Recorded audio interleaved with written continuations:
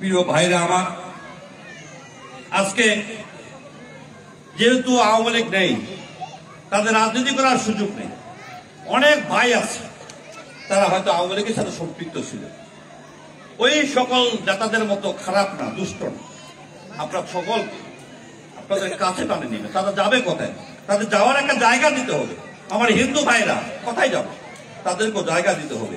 ইতিমধ্যে নিশ্চয়ই আপনারা শুনেছেন আমার চেয়ারম্যান সাহেবের কাছে শুধু মুসলমানদের পাশাপাশি হিন্দু সম্প্রদায়ের ঠাকুরগাঁয়ের মানুষের জন্য ইতিমধ্যে ঠাকুরগাঁয়ে প্রথম ট্রাস্টি বোর্ডের ট্রাস্টি তিনি নির্বাচন করে দিয়েছেন আপনাদের একটা হিন্দু মানুষকে, সত্যজিৎ কুন্ডুকে। এবং এই ট্রাস্টি বোর্ডের মাধ্যমে ইতিমধ্যে 9 কোটি টাকার অনুদান এসেছে শুধু মন্দিরের জন্য। কার অবদান?